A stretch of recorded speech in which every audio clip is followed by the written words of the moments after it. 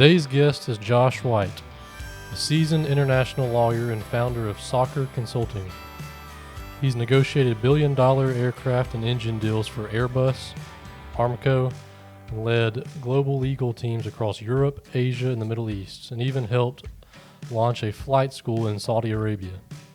From advising CEOs and shaping projects to serving his small-town community, Josh brings a rare blend of global insight, resilience, and purpose. Josh, thanks for coming on the show today. Hey, thanks for having me. Absolutely. Sure. Happy to have you on. We wanted to start out with you like we do everyone and ask, where'd you grow up and what was your life like in your hometown? I grew up in Newport Richey. It's in Pasco near Tampa. And my dad was a preacher at Beacon Community Church. So I grew up as a pastor kid and always at church doing things. And I wanted to be a minister probably until my senior year in college. And at that point, I thought, I might rather go to law school. And it was purely just a financial calculation.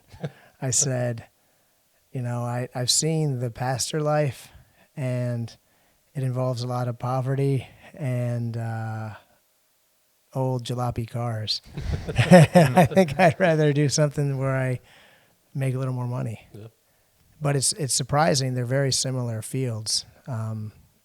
With a minister or with a lawyer, you have a body of law, and then essentially people are coming to you and asking for interpretations based on their fact situation. Wow! So I think they're very similar in that regard. So what was your life like in high school? I was kind of into everything. In high school, I played, I did soccer was my main sport. I did football for a time. And then I was in the marching band. I played trumpet. And then I also was in plays. And I kind of had this epiphany in maybe 10th or 11th grade. I'm in the locker room, and I'm with the football team. And, if you've ever played a sport, a bunch of high school guys hanging out in the locker room, it's kind of nasty and smelly, guys shooting their jock straps at you. And I had just come from play practice, and it was a, boy to girl to boy ratio of like 20-1. And I thought, this is a hack. I'm going to go exclusively do these plays. And my advice to any young man would be get involved in theater. You are always outnumbered by the ladies, and it's fun. And so I was in a lot of things. And then obviously in the marching band too. And that was a lot of fun. That was a big thing. And I was really involved in my youth group. So is there any time in high school where you kind of realized what you wanted to do with your life?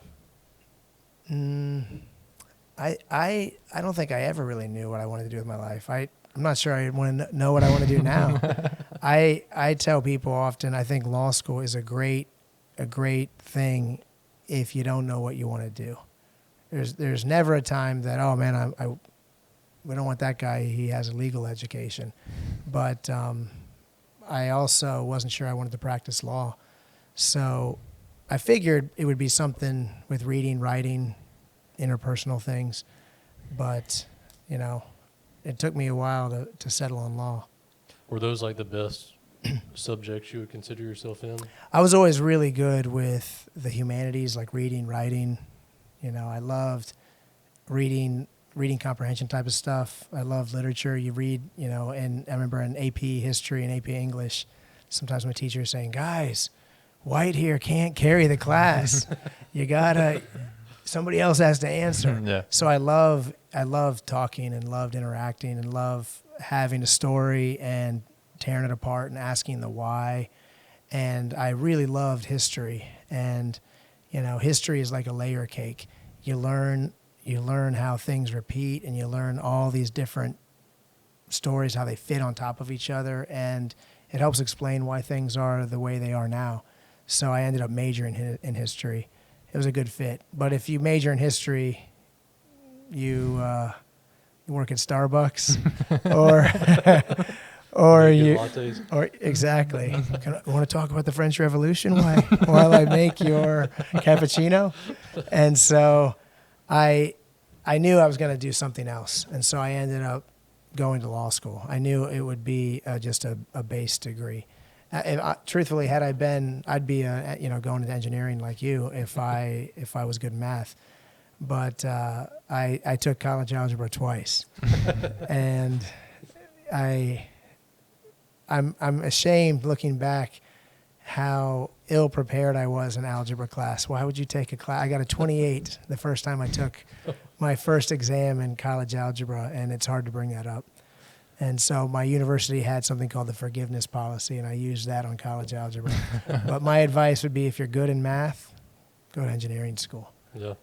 And even for law, if you have a hard science or engineering degree, you can become a patent lawyer. Yeah. If you're a history guy, you got to go to grad school. Yeah, I've told people those beginning math classes, they're honestly the hardest one of the whole degree that I've. Really? Yeah, so far it's been the hardest, and I'm going into my senior year. Really? So, yeah. I remember the guys in my house in college taking engineering math, and it was a whole nother level of difficulty. It was really tough. It can get crazy. I mean, What's your highest math that you've taken? highest math? I guess like the last math class I took would have been differential equations, and some of those problems would be worked out on 2 11 by 17 pieces of paper. So It's amazing. Insane. I used to love, when I was at Aramco in Saudi Arabia, I did a lot of project management work. Yeah. We called it PMT.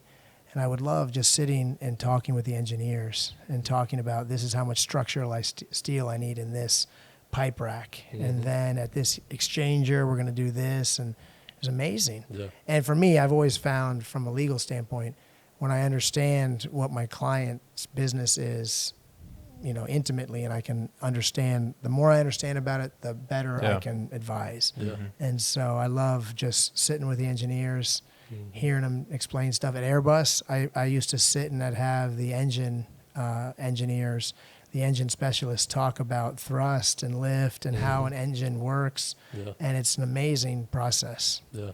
It definitely is.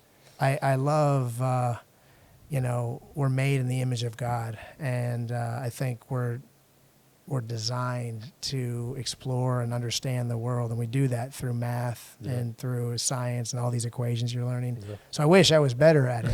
Me too. But and it's cool. It's laws of man are jurisdictional, but the laws of physics apply everywhere. Yeah. Yeah. It is crazy to me when I do learn more. It just proves more and more that God is real. Oh, like just how everything aligns 100%. mathematically. It's crazy to me. 100%. I mean, even when you look at things like the tilt of the Earth and the orbit of the Earth around the sun, and it's amazing. If it was shifted just a little bit, we wouldn't be here. Oh yeah, and I'm convinced. Like I love in the morning, I sit out there and do a Bible reading and meditate, and I watch the sun rising. And, I love seeing the early spring leaves of the sycamore tree and then the late fall leaves as they turn yellow and then they blow away. And I think nobody told the sycamore how to produce its leaves, how to grow, how to thrive, but it does it. And I'm convinced there are miracles around us all the time, but the problem is we're often too busy to notice them. And that's good. It's I'm excited to see what you do in engineering. It's a cool field. So you started as a history major, you said, right? Yep. How far into it were you when you decided to go into law? Oh, so I knew with history that I was going to go to, I was going to just get a 4-year Bachelor of Arts and then go on and do grad school. Yeah. I was in the Baptist Student Union. I think it's called the Baptist Collegiate Ministry now at FSU, and I planned to just go to seminary, and then like I said, my senior year, I thought, now I'm gonna go do law school. So I took the LSAT, and then I went and went on to law school. But I did so history. I loved just the in depth that you got to do, and in history I did my senior thesis on the Vietnam War, and it was really interesting. It it was just fascinating to learn about it. And the thing I love about studying history is I feel like we know more about ourselves as we study it. And to me, one of the big fallacies that I see now is this idea that somehow presently we're so sophisticated. Our motives are always pure. We've reached the pinnacle of sophistication, but everyone who came before us was bad. And I would challenge that. I would say human nature never changes. Mm-hmm. People 2,000 years ago had the same motivations that they have today. Mm-hmm. And in 2,000 years from now, people will have the same motivations. And the more you study history, the more you know about yourself. But I think we have to approach it with a humility. Yeah. That hey, we don't have all the answers, and people before who came, we basically borrow our present for the next generation. Yeah. And we stand on the shoulders of great men and women who've come before us. And we can learn from their failures, but that's a long way around of saying, how did I know when I wanted to do, I knew going in, I was going to, I kind of wanted to go into politics. And so I thought, I'll do history or political science. And I around probably junior, senior year, I was questioning the being in the ministry route. But I did come to the conclusion, we're all in full-time ministry. Yep. Sometimes we get paid for it, but we don't have to do things vocationally, Yeah. My father-in-law, he was Dr. Swindle here in Bonifay. He was the first one I met who said, look, you got to do something that's gonna pay the bills. He wanted to be an architect. And he said, but I want to live in Bonifay. And I can't be an architect if I live in Bonifay, so I'll be a dentist. And I met my wife, I guess it was my end of my junior year in college, and then, into my senior year in college. And I liked the idea of pick something that you're going to be able to support a family. Yeah. Having money, it makes things easier. Yeah. And we shouldn't pretend, the Bible says that the love of money is the root of all evil. It's not that money is the root of all evil. Money can be used to do great things, but we need to be just good stewards of it. Yeah. That's where your heart posture is at as well. Yeah. For sure. Yeah. So where did you end up going for your undergrad and to law school? So in college, I applied to Florida State, and UCF. Got accepted to all of them. And all of my high school friends, Florida was about 2 hours away from where I grew up. And I remember all my high school friends went there, and I thought, I don't know, it seems kind of close. And when you come from Central or South Florida, the Florida Panhandle is really exotic. You guys, may not appreciate it, but it's like another country. They had this crazy accent. They said y'all, and they drank sweet tea. And I never grew up drinking sweet tea. When I first met my wife, she was talking, everybody was talking about bald peanuts. And I said, bald peanuts? Yeah, bald peanuts. Ain't you had some bald peanuts? And I said, I've never, what do you mean? They've been bald in water.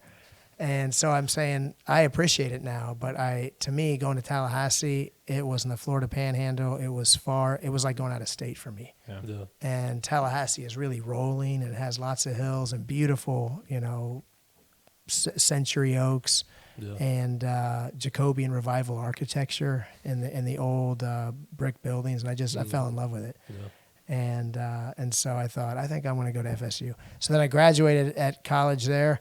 And then I applied to one school, and I applied to FSU Law School, and I got accepted. So I had 100% acceptance rate and for law school. 1 for 1, baby. And my wife, she was a year behind me, and I knew that I wanted to, I knew we were going to be getting married. And so I thought, well, rather than just treading water, I'll just go to FSU. She has one more year to do. But then she was kind of mad because she wanted to go to North Carolina for grad school. And I'd already started the ball rolling in FSU. And so we ended up living in Tallahassee for 9 years. I was in college in Tallahassee for 4 years, and then 3 years in law school. And then after law school, I said, man, I'm really ready to go somewhere else. I had a little bit of a wanderlust. I want to go see something new. I got to go somewhere else. I don't care where it is. I just want to be out of Tallahassee.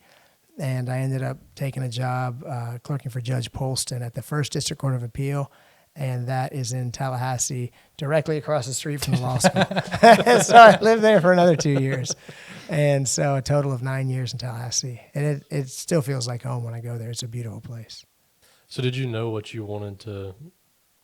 kind of field you wanted to work in after you graduated law school? No, I mainly wanted to just get a job. Yeah. I mean, that was it. I didn't know. I thought so. The summer between my second and third year, I clerked at a firm in Riyadh called Baker McKenzie, and I in law school it's called booking a class. I got the highest grade, but I wrote a paper for a class and ended up publishing it in the Journal of International or Transnational Law and Policy, I think it's called at FSU. It was one of the law journals at FSU, and I was comparing the U.S. Constitution as the basis of law in the United States and the Quran as the basis of law in Saudi Arabia. And so, in connection with that, I went and worked in Riyadh for the summer, and it was really cool. And it showed me a whole nother side of law, international transactions, and I thought it was really cool. So I figured, I'm going to be a transactional lawyer.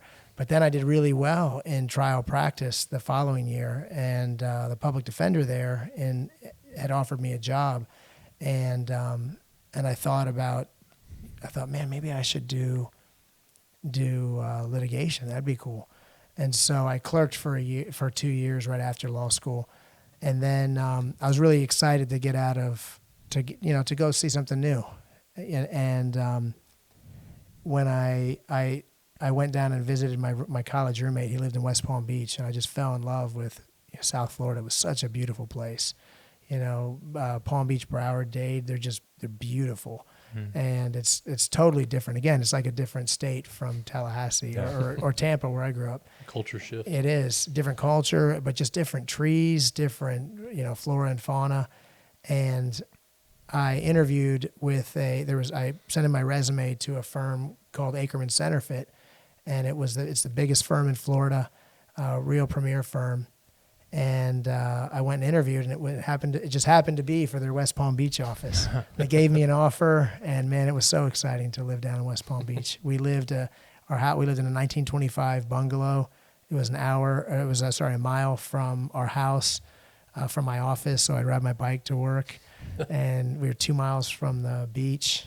We had no kids. We had a black lab, and we would wander around on Palm Beach and in West Palm on the water, the Corniche there.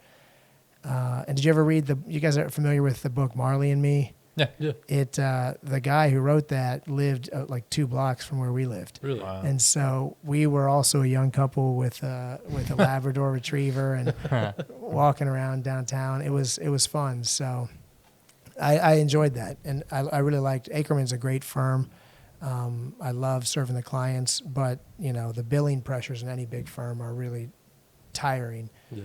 And so I thought when our baby was born, I thought, man, I'd really like to maybe explore something else, because if I stay in this lifestyle, I'm never going to get to see her. And I see that the process for a lot of professionals is they make real big salaries, and then they spend real big amounts to have a big lifestyle to impress people, and you never get ahead. You have a fancy house, And then, now I've made partner. I got to get a new fancy house Mm-hmm. and a new fancy car, and now I've made this big deal, and I got to, but and I just, it occurred to me, I think I was 30 when our first baby was born, that I wanted to maybe explore something different. So that's how we ended up going overseas. That's interesting. So what does home mean to someone who's been all over the world? Oh man, that is a fantastic question. I wrote an essay a couple of years ago on what does home mean. I love that question. I have been really kind of meditating on that for probably the last 5 years, because we left the U.S. in 2008. It was the Obama. Sorry, I'm trying. The Obama-McCain election. Yeah, that was the one. And so we left then, and then I came back in 2020 in the midst of, COVID and the George Floyd riots, and the country changed drastically. And so for me, what does home mean?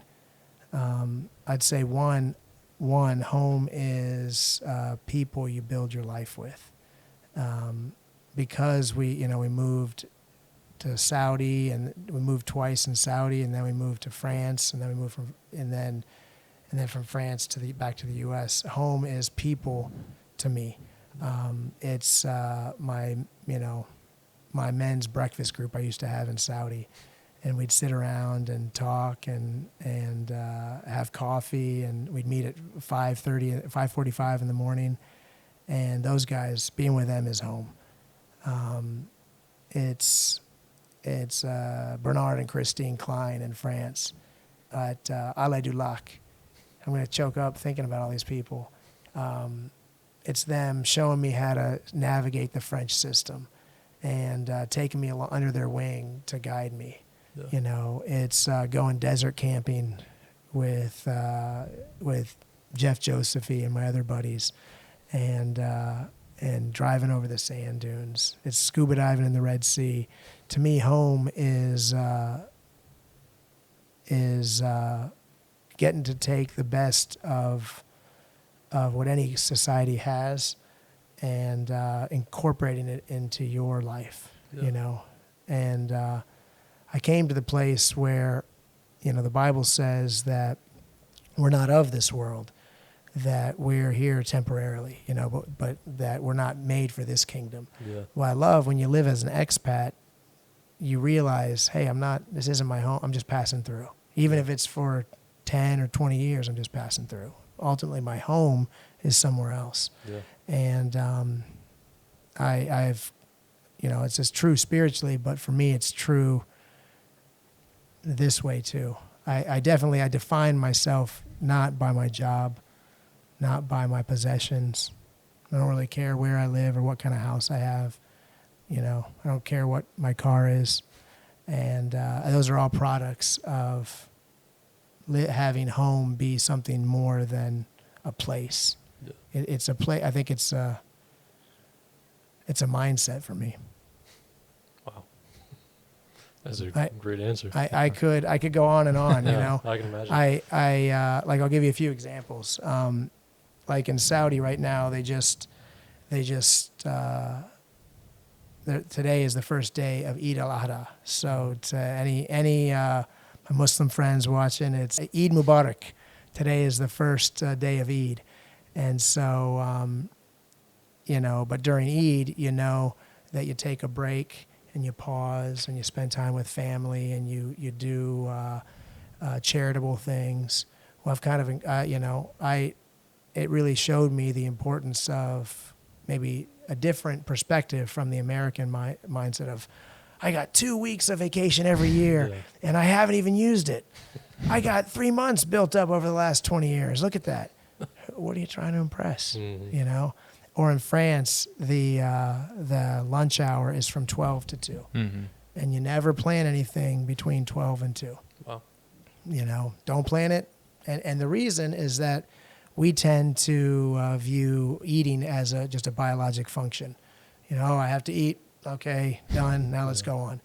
But in France, it's a time to slow down and talk and take a break and relax. And so I loved, I incorporated that. What was your original question even? I forgot. I think it was still in the home. On the home. Yeah. Yeah, but that is home to me. So like to me now, I walk home every day and my kids are being homeschooled and we eat together. We talk about our day. One thing they do in France is everybody drinks water for every meal. Mm-hmm. And so we don't drink Coke, we don't drink soft drinks, we don't have sweet tea, we drink water. Yeah. And that's from France. Yeah. They changed my view on food, they changed my view on family. My doctor in France, she was had good English, and so I started seeing her, and she was saying that her daughter was going to do a study abroad one summer in Orlando. And I said, oh, that's great. I'm excited. I want to hear how it went. And when I came back the next time to see her, I said, well, how'd your daughter like Orlando? And she said, well, it was tough. It wasn't real good. And I said, what do you mean? And she said, well, it's the culture. Mm-hmm. I said, what do you mean the culture? And she said, well, they never stopped and had a meal together. I said, what do you mean? She said, they had the TV was on. They ate just fast food, poor quality, didn't stop and talk. And I thought it used to be an American value that you'd sit around a table and talk. Yeah. And so I value that to me, and so like that's part of home for me is, time with family, time with friends. The same thing in Saudi. I came from the Ackerman, the big firm mentality. We bill on all big law firms. They bill on what's called a tenth of an hour. So every 6 minutes, we talk for 6 minutes. You owe me, let's say $300. If even a billing rate is $300, 6 minutes, that's $30. In 12 minutes, that's $60. And so in America, we value things very quickly. Yeah. But in Saudi, in an hour's time, we might talk about our family for 45 minutes. Yeah. And not until I know you and know your family and know where you're from and we get a sense of each other and we build a relationship. And once we have the relationship built, we can do all kinds of things. Yeah. Yeah. And I love working that way. Yeah, and I think there's a real value to it. And so I've taken that. That's been part of my home coming back is taking what I learned in Saudi and in France and incorporate it into our life here. Yeah. So what was your path like making the decision to move overseas and work overseas?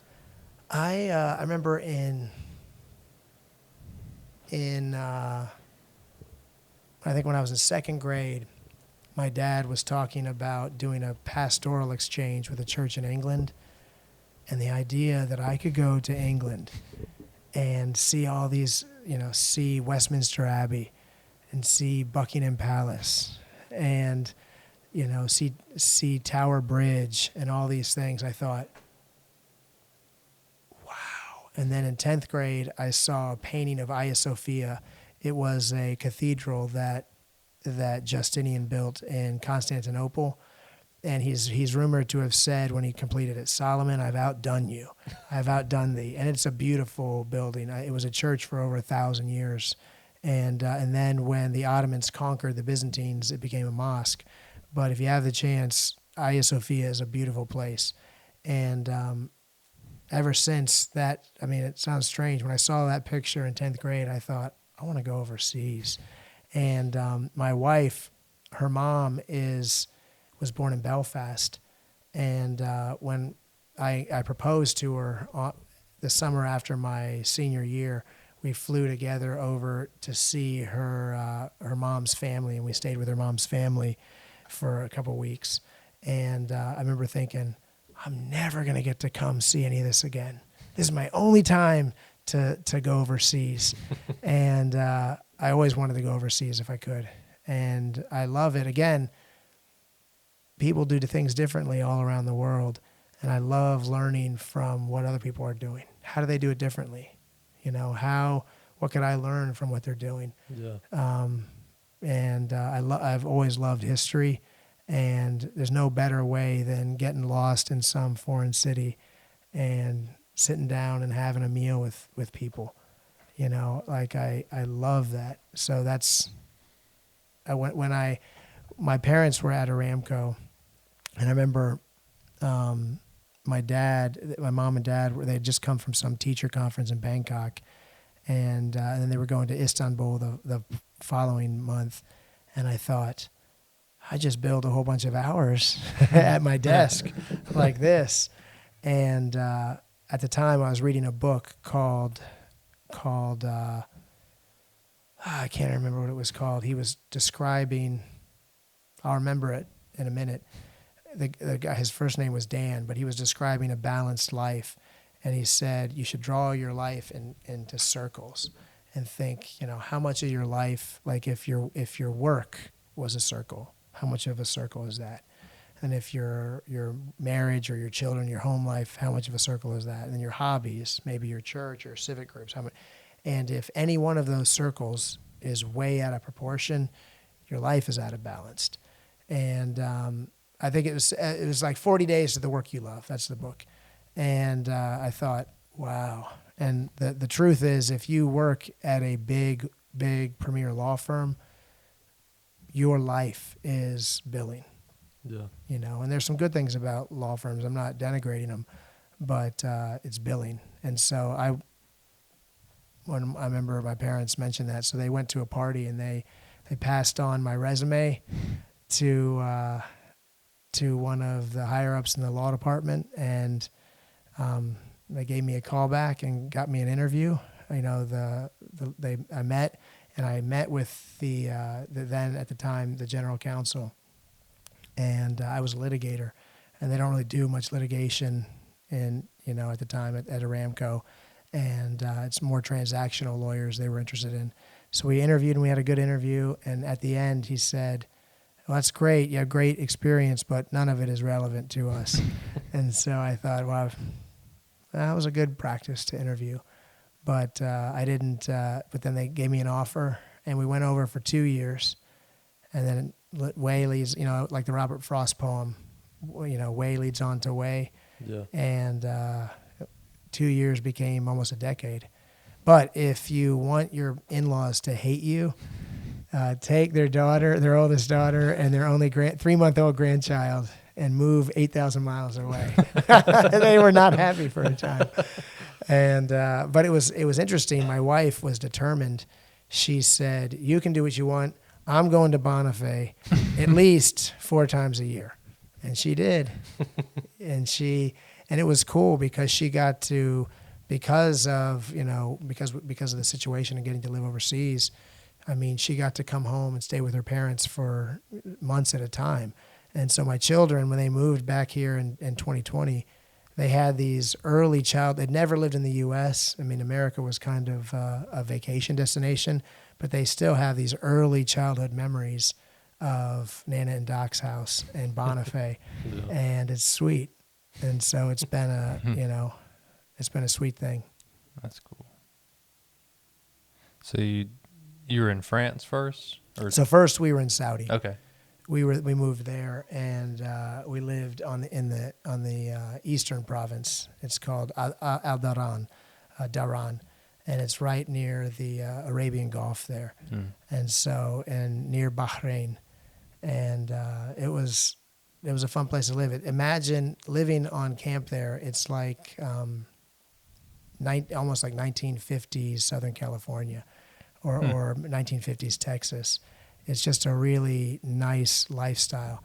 All the kids, they go to school at the same school, and they come home at 11:30, and all of the dads come home at 11:30. And imagine your society. Imagine what any town would be like if every child in school came from a two-parent family. Yeah. And all of their parents had good jobs. I mean, it's like living on a military base, and it was a beautiful place. But it's funny, it reminds me a lot of Bonifay. Wow.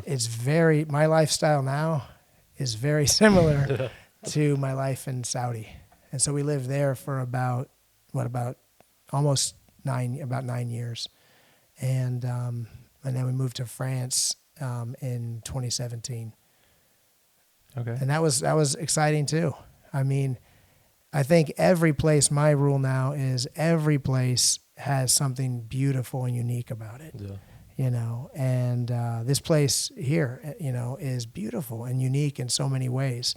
And the secret is making the most of what you have where you live. So when we lived in West Palm, and we were you know, what do they call them? Dinks, double income, no kids, Yeah. and we had no children. We scuba dived all the time. We'd go and watch sunrise and sunsets at the beach, you know, and we'd go scuba diving, and the diving off of Palm Beach is just amazing. They have it's called drift diving, and a really strong Atlantic current, and you drift on the Atlantic current, and then you come up. And man, my life in West Palm was like a Jimmy Buffett song. It seriously was. We had coconut trees, you know, growing everywhere. Yeah. I got really into gardening. It looked like a jungle in our backyard. And I would ride my bike to the office. I ride my bike to court. You know, opposing counsel would be getting in his Mercedes, and I'd be unchaining my bike from the fence. Ring, ring. Yeah, give it a little ring. And see ya. And it was so much fun. There were wild parrots flying around. We had wild iguanas in our garden. Yeah. You know, it was beautiful. And I knew my wife would be crushed when we left there. And when I first showed her a picture of what our house was going to be and we moved to Saudi, she cried. And and I think it took her a long time to get over it. But then, you know, we moved to Saudi, and your friends there become like your family, because nobody is from there. You know, you have people from over 100 different countries. Probably 150 countries usually. That's the average in most groups, and it's fun. You become like brothers, and you're just so close. And then you're going on trips with them back to their home country, and you don't understand a country like you do when you go with a native. Yeah. And so I loved that. And I did desert camping, got really into desert camping, scuba diving on the Red Sea, and the Saudi Red Sea. Jacques Cousteau said the Red Sea was his favorite place to dive, and or one of his favorite. And I think Red Sea diving off of the Saudi coast is the best I've seen. And I've been in the Maldives, you know, been diving everywhere, but no place is as good as the Saudi diving. So we did that, and I was truthfully heartbroken and crushed to leave Saudi. Yeah. But it was time. And then we went to France, and man, we were seeing, you know, 1,000-year-old cathedrals and hiking on parts of the Camino de Santiago, the Pilgrim's Trail, going to you know, ancient castles that the Romans had built, you know, and eating stinky cheese made with raw unpasteurized milk, you know, eating maigret de canard. It was duck breast, eating foie gras. Are you guys familiar with foie gras? I don't think so. No. So picture this: you'd have a duck, and a duck or a goose in the last two weeks of its life, they force feed it with corn, and it gets a fatty liver, and that's what foie gras means. And it gets a fatty liver, and it's like a meat pate, but it's so delicious. And man, I loved that about France, and it was good. But again, I always kind of wanted to go out on my own, and 2020 presented an opportunity in a lot of ways, and so I went out on my own. But that was kind of the professional progression for me. Yeah. So when you first moved overseas, what did your typical day-to-day look like? Oh man, it was so cool. I was in at a big firm in the U.S. You know, so typically it may have changed a little bit now, but typically a big law firm requires 2,000 build hours in a year. To get 2,000, what are the typical hours for engineers? I'm just curious. 8, but the really successful ones are probably working 10 hours. But how? So like in an annual, what do you think? Like, what are the minimums for annual for an engineer in a year? Do you think? No set amount. Probably not. I'm really not sure on a specific number for that. Okay. Yeah, so for most big firms, it's somewhere around 2,000 is your requirement. So you got to get 2,000 hours billed in a year. And to get that, you got to get eight billed hours a day times, 5 days a week, so 40 hours. So it's billing billing at least 40 hours for 50 weeks. Yeah. And, but I mean, to get 8 hours in a billed day, you may have to do 12 plus hours, Yeah. because a lot of the stuff you do is not billable work. Yeah. Mm-hmm. And so when I went to Saudi, the set start time is 7 and the end time is 4. And so don't stay after 4. Yeah. It's done. And I felt like I had, a part-time job when I first went there. My typical, and it takes 5 minutes to get anywhere on camp. So it was really easy, and I had a new baby, and my typical day was going into the office, doing projects and learning about things, and then, coming home and spending time with the family. Yeah. And the Saudi mindset really wore off on me. They're very big on family. And, so when somebody has children, you say something good about someone, the Arabic response is mashallah, mashallah. And they love babies. They love children. And, it's like you're just getting started if you have 3 kids. And I love the mindset that, hey, your most important thing is family. Yeah. And so it changed my perspective. Family became more important.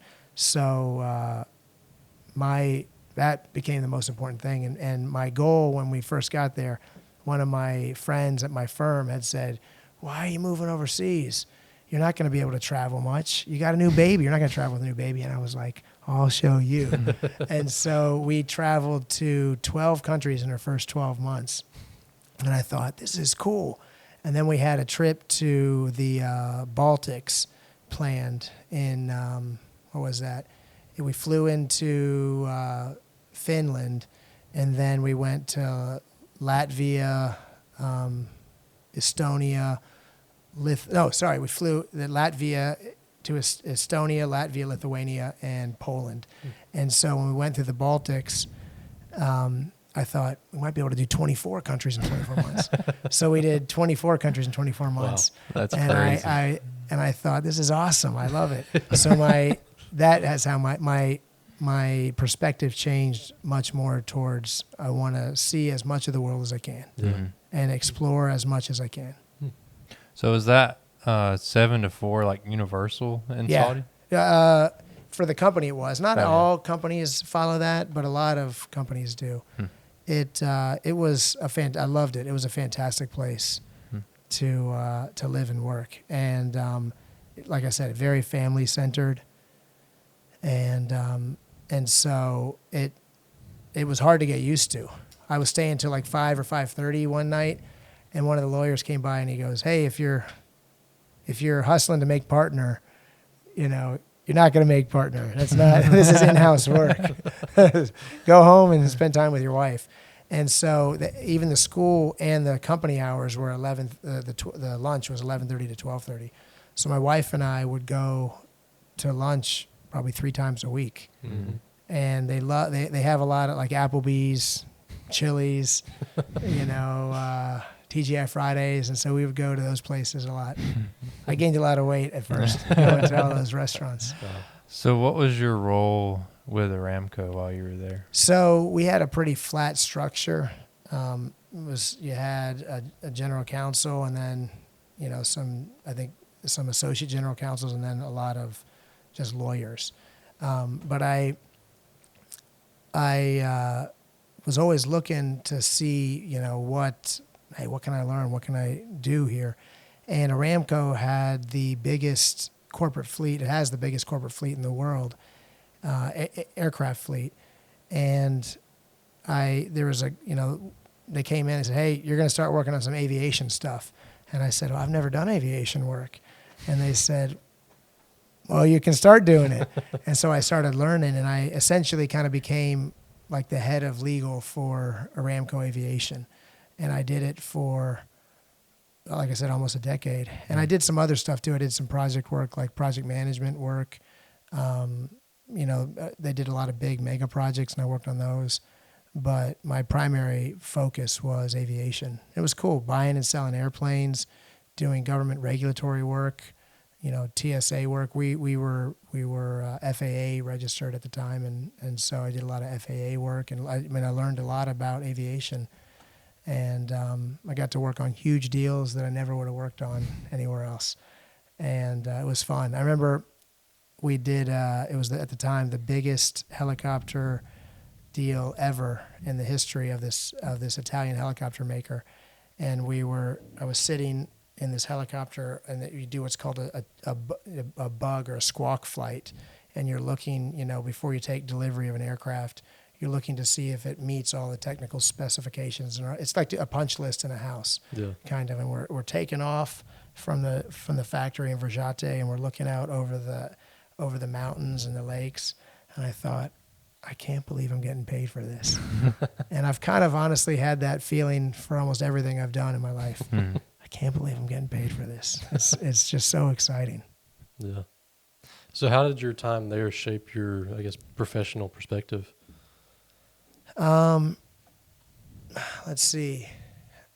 I think my time at Aramco,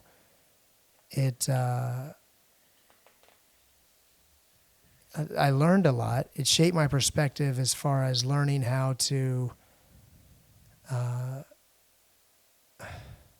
it shaped my perspective in always learning, always questioning, always looking at deals from a different perspective. I think it's easy when you're at any big company like Aramco or Airbus is another one. It's a behemoth. And it's easy, especially for a lawyer, if you work at one of those places, to think, man, I'm an amazing negotiator. Look how skilled I am. And my advice to anybody in that position is, you're not that great of a negotiator.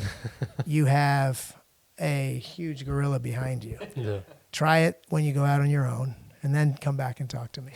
And so it's easy to get arrogant when you're the company man, and I think if I'm honest, I had a bit of arrogance too, and so but I will always be grateful for the opportunity that Aramco gave me. Yeah. It changed my life. I was a litigator, and I would have lived and died as a litigator, and instead I got to go be an in-house lawyer working on international deals, and it was really fun. And so it changed my life, and then it opened up the door to go to Airbus. I mean, it had always been kind of a dream of mine to live in Europe, and when I got the chance to go to Airbus and live in the south of France and work for what is now the largest aircraft manufacturer in the world, it was amazing. And it was, again, so cool. So I think, if I was to succinctly say, the biggest thing that my overseas time taught me was that I get to define what success means. Yeah. It's real easy when you're in the professional world in the U.S. You just get on the professional track. You spend more than you earn, and then you're always in debt, and then you're always trying to impress people who aren't paying attention and don't care. Yeah. And at Aramco, you live in company housing, and everybody lives in the same kind of house. And it's a nice house, but it's a comfortable house, but it's not fancy or ornate. And because of that, I spent my whole 30s in Aramco, and that, if I think for a man, that's a very building foundational time when you're building your kingdom, and look at what I have. I am Ozymandias. Look at my works, ye mighty, in despair. And you can't do that when you're at a place. It's like living on a military base. And because of that, I poured my definition of success into other things other than my possessions. And it permanently has changed my perspective. I can't look at my house as really that important. My car is really that important. Yeah. It's things outside of my possessions that are important, and I really like that perspective. Yeah. That's typically one of the questions we ask in every podcast is, what does success mean to you? So success to me means walking with integrity, living a life that honors God,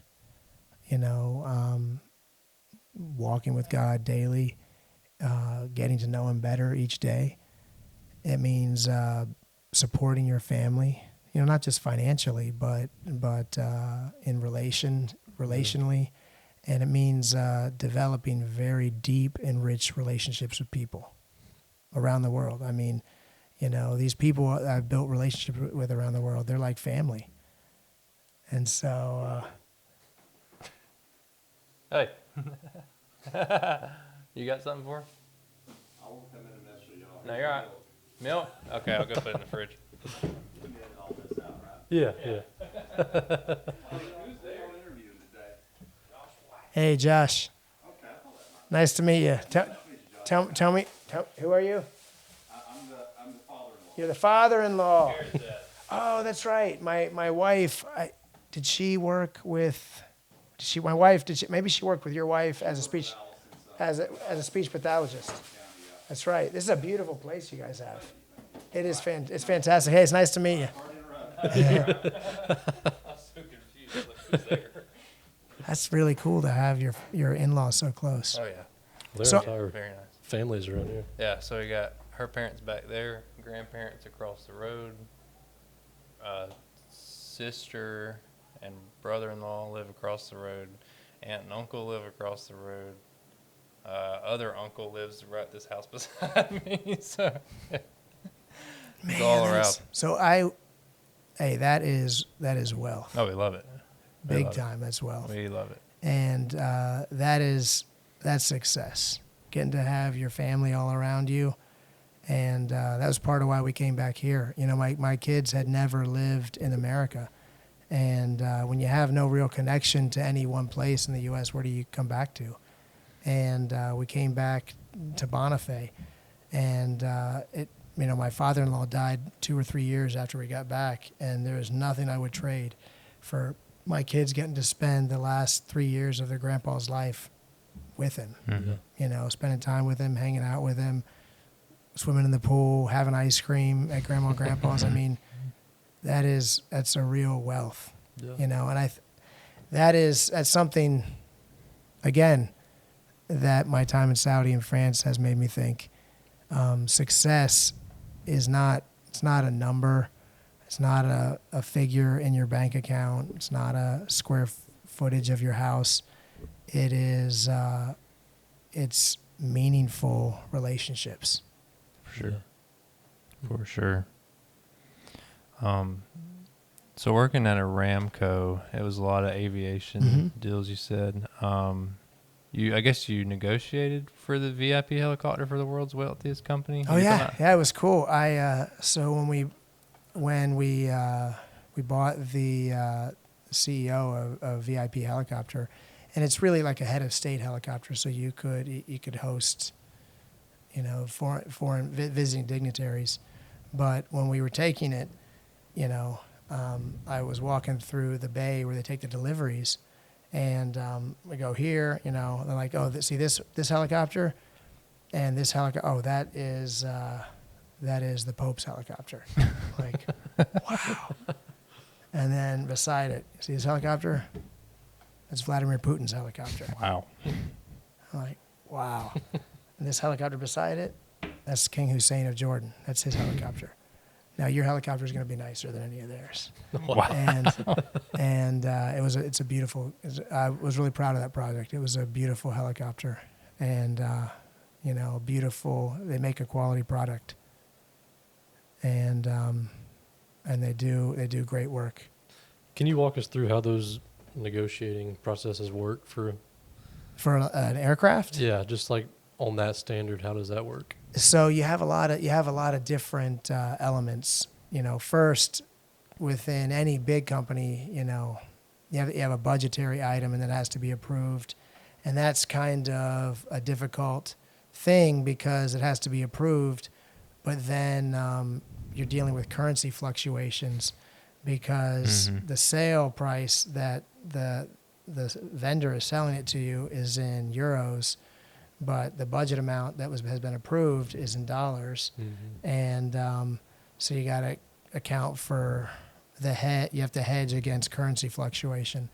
And then you have all the base negotiations for, the actual specs on the aircraft. And then you have all the financial, terms of payment, and everything is negotiable in an aircraft deal. And so even down to what kind of, the specifics, that what do you want in a helicopter, or what do you want inside. But one thing that I thought was interesting, and I think of this a lot, if I go to church and I wear an Apple Watch, and it gives me these alerts, and it says, the sound being recorded, is over 95 decibels or 94, this is a hearing loss zone. Well, one of the, typically for a VIP helicopter, one of the requirements is that it has to be at 70 decibels or less. And so I always think of that when I go to a concert or something, and it's giving me, I'm like, this is louder than being in a fancy helicopter. Because otherwise, if you don't, like an offshore aircraft is a workhorse. It's like a truck, and it shakes real hard, and it's loud, and everybody has to have the headphones on. Yeah. And so that's not conducive to hosting someone in a VIP setting. Yeah. And so, Leonardo, they make a beautiful helicopter, and it was a really fun project to work on. I was proud to get to be a part of it. That's awesome. So how did you get the opportunity to go work with Airbus in France? So it's a long story. I would say I really, Aramco, I really developed an aviation expertise and a knowledge, and I enjoyed it. And I, without even meaning to, I think I kind of defined myself by my career. And so in 2016, I did this huge fleet negotiation for a fleet of Boeing 737s. And it was a real important deal. I mean, a huge fleet replacement. And I was real excited and proud of myself. And I remember driving back across the causeway where we had done the deal. We'd been having the negotiations in Bahrain. And I remember thinking, I had a real sense of self-satisfaction. Look at me. Oh, this is awesome. And that was on August 2nd. And on August 3rd, the summers are real hot. The men are they stay there. It's like 120 degrees, and their wives and children go home. And so on August 3rd, I'm talking to my wife, and she said she's back in Bonifay, and she's sewing some clothes for the kids. And she says, "Oh, Henry, our youngest, we had 3 kids at that time. Henry is down for a nap. He's sleeping." And I said, "Oh man, take advantage of him taking a nap, because he's like a bowling ball. He was, a force of nature. If you can get a few minutes without him going crazy, that's great." And so we talked. She hung up, and then I went, took a shower, and I was about to go to bed, and the phone rang, and it was my mother-in-law, and she goes, "Hey Josh, say a prayer. Henry he got a bag on his head, and he's not breathing. He's at Doctor's Memorial right now, and they're working on him." So I went over to his crib, and I just laid down in front of it, and I said, "Dear God, please don't take my son. Please, Lord, don't take my son." And about 10 minutes later, my father-in-law, Dr. Swindow, calls, and if you knew Dr. Swindow, he was very stoic, and I never saw any emotion, and he was just sobbing, and he goes, "Josh, they couldn't save him. He's gone."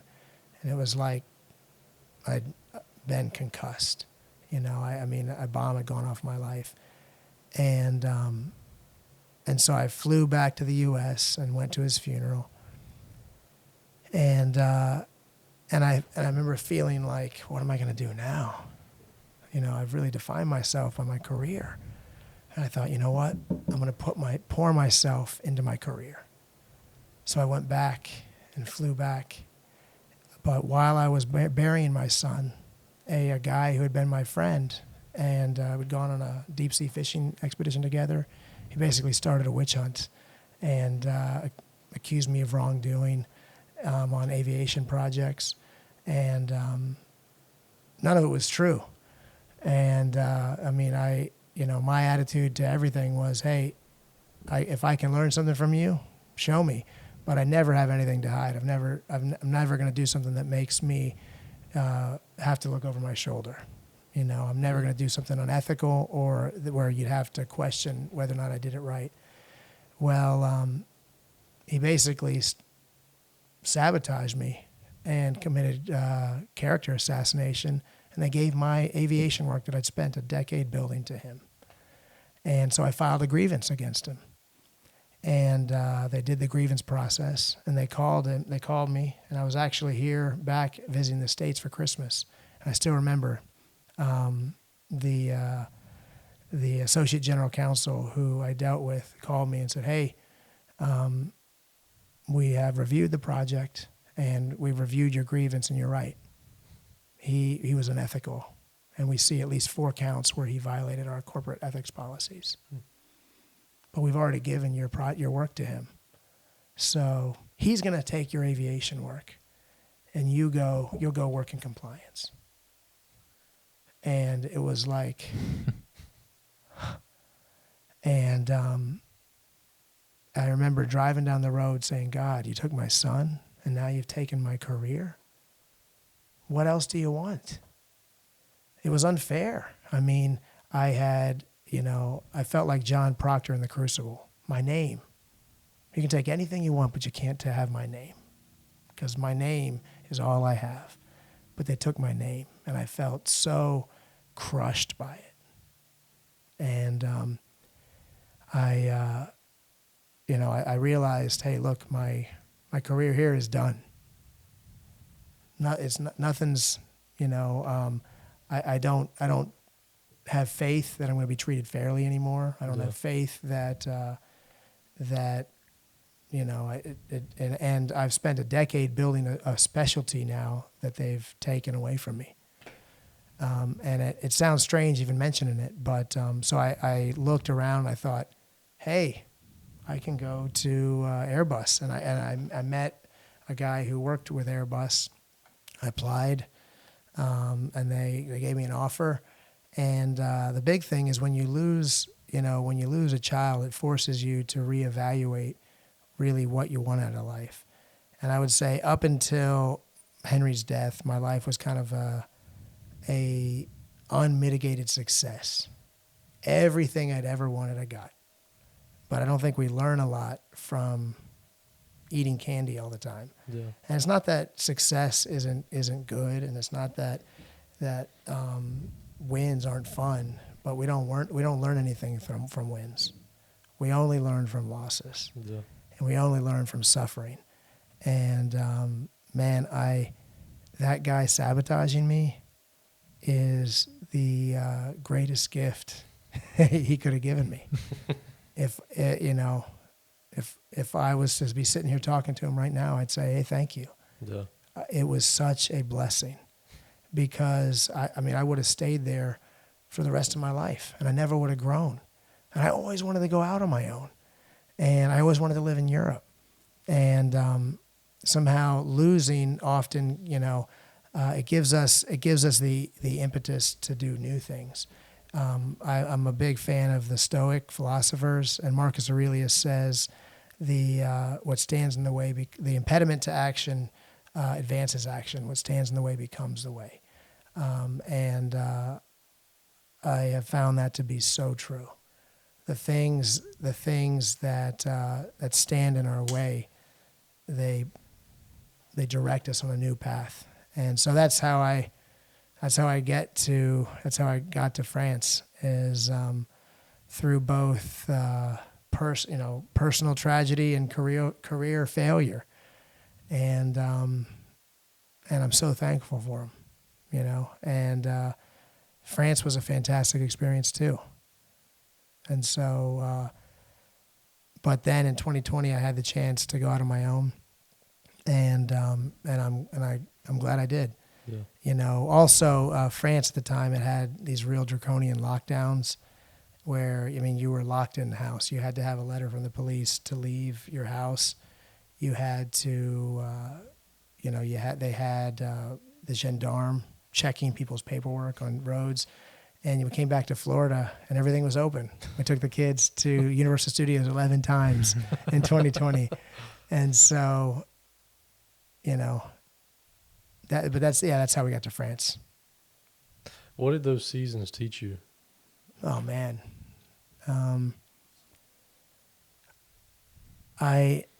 The main theme that I meditate on now all the time is suffering. How am I suffering, and how am I growing, and how am I learning? It taught me that growth is painful, but it's essential if you want to grow up. If you want to be a mature person, you have to suffer. And you think of like if you're training for a marathon, it's painful. Mm-hmm. And you're constantly pushing yourself, but you only grow through that suffering. Yeah. Picture yourself when you're on the bench and you're doing, bench press. If you only bench the bar, oh man, look at me. I'm ripping these. I can do 20, 50, 100. But it's not about the reps. Yeah. It's about the growth. Mm-hmm. And so who cares how many reps you did? Are you doing reps that make you grow? Yeah. And growth only comes through suffering. Yeah. And I think of it like this. I just came off of a 3-day water only fast. And I had some important client meetings. So to be in full candor, I think I broke at like hour 50 or 60. Mm-hmm. And because I needed to be fully in the game for these meetings. But when living on a diet is a form of suffering. When you fast, it's a form of suffering. But being, obese is also suffering. Yeah. We get to choose how we suffer.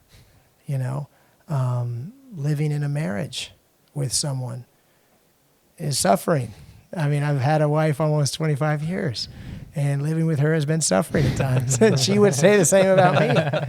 But it would be even greater suffering to have not gotten to share my life with someone. Mm-hmm. Losing Henry at 2 years old, man, that was suffering. But it would have been. I've come to be grateful for the time that I got to have him. I got to have him for 20 months, and what an amazing 20 months those were. Mm-hmm. And none of us are guaranteed anything. Yeah. And when we look at life through a attitude of gratitude, Lord, thank you for what I got to have. Thank you for my health, instead of, you owe me. The world owes me this. And I think the problem is that we often live out of a sense of entitlement instead of a sense of gratitude. And the suffering has taught me gratitude. And I never want to stop both being grateful and living with suffering. Yeah. I think the lie of the rich world is, hey, you can just live with in an endless series of dopamine hits. And that's what our world is programmed for. Mindless scrolling, and I get a dopamine hit. Mm. Oh, look, this many people liked my post. Dopamine hit. Mindless consumption of food. Mindless consumption of sex and pornography, of drugs, of alcohol. Anything that helps numb us from actually having to suffer. Yeah. But we only grow when we suffer. And, the Bible talks about that. I love the story of Job. And he suffers. All of his children die. He loses all of his wealth. Raiders steal everything. Then he gets painful boils all over his body. And what does he say? Naked I came into this world, and naked I will depart. The Lord has given, and the Lord has taken away. Blessed be the name of the Lord. And what does he go on to say then? He's complaining. As you read through Job, he's saying, "Oh, it would have been better if I hadn't been born." Oh, and all of his friends are saying, "Well, there must be something wrong. You did something wrong." And I love it because why is there suffering is the oldest question in human history. Yeah. It's the main argument that atheists will give you when they say, "Well, there is no God," is suffering. And we look at the book of Job, and God's going to tell us. The book's going to tell us why we suffer. And what happens? Towards the end of the book of Job, God shows up. And he says, "Where were you when I created the world? Where were you when I told the water, come this farther and no farther? Do you know how the sun rises? Do you know how creation happens?" And at the end, Job says, "I spoke of things too wonderful for me to understand." Lord, you don't owe me an answer. And I think the thing that both the professional setbacks and the personal loss, the things it taught me was God doesn't owe me an answer. But I can count that if I hold his hand, I can hold him and he'll be faithful. And that's some of the things I've learned through suffering. But man, I could sit here and talk for the next 10 hours on it. I love the discussion of suffering and how it improves us. Because I am convinced. There's a line,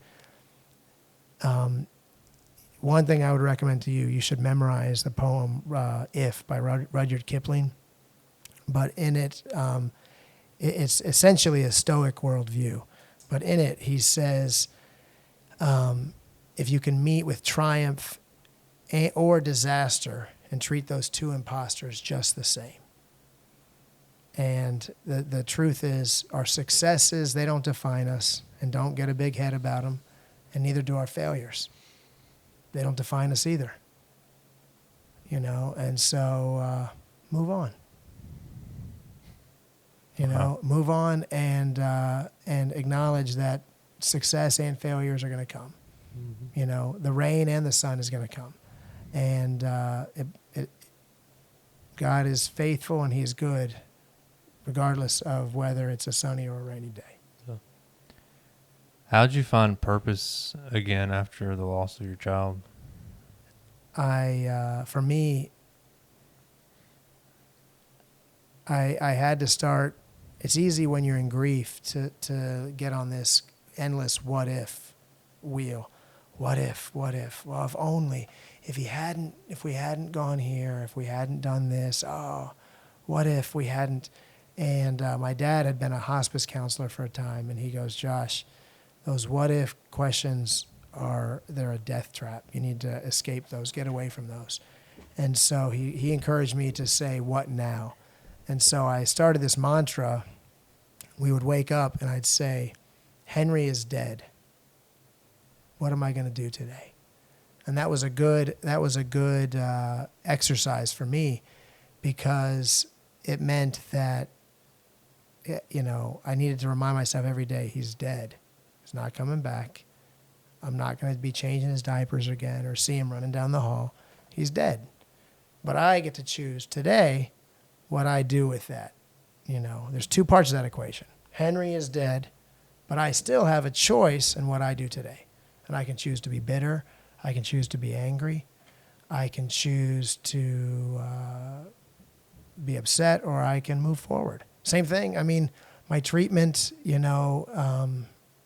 by the professional sabotage that happened when I was, when I lost my aviation work there, it was unfair, and it was cruel to do that while I was there. And you know what? Unfair things happen to people all the time. Move on. Yeah.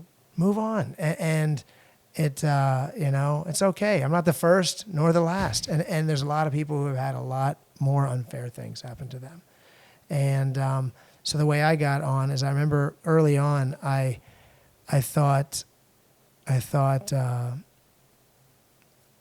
had this vision of myself, in like 15, 20 years. I'm at my oldest daughter's wedding. And I thought, I could imagine myself being there, and I've become this alcoholic womanizer, and I'm there with whoever, the girl of the month is, and I'm drinking and I'm saying my daughter's getting her picture taken, and I'm saying, hey, she needs to get in the picture too, and my daughter says, no, it's just family. And I had this vision of my daughter saying, Dad, you're such an asshole. Why does it always have to be about you? And you know what? Nobody would blame me if I rolled up into a shell and became an alcoholic. I remember a friend saying, you need to just go get drunk. Your son has died. You need to just go get drunk. Well, my advice is that's a terrible idea because you need to experience the pain. And again, when we try to numb the pain, it doesn't help anything. We just avoid, we prolong it, we compound it, and we just avoid the growth that we could have because of it. And so the other person that I could be was the Josh who doubled down and loved his wife and served his children. And I thought, I want to be that guy. And the cool thing is I get to decide every day if I'm going to be this guy or that guy, and a friend, it's funny, I see God's hands so much. A friend of mine, as I was at the airport, I'm in the lounge going home back to fly to the U.S. to ultimately come to Bonifay. And he's sitting there next to me, a good Saudi friend, and he sees me and he comes up and cries with me and gives me a hug. And he goes, Josh, when I was a kid, my dad was backing out of the driveway, and my brother fell. It wasn't buckled in, and he fell out of the car. And my dad ran over him and killed him. And he goes, my dad stopped being my dad at that point. And he goes, just remember, you still have a wife, and you still have children, and they need a father, and your wife needs a husband, and you need a wife, and you need a family, and don't forget that. And I am so grateful to him for that. He put me on a good path, and I think it's the relationships, those things, those ways that we serve other people that really help move us forward.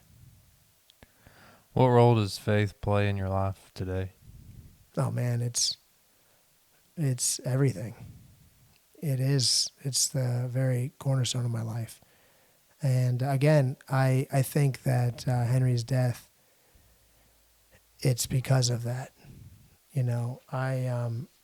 I think before Henry died, I would look at myself and think I'm like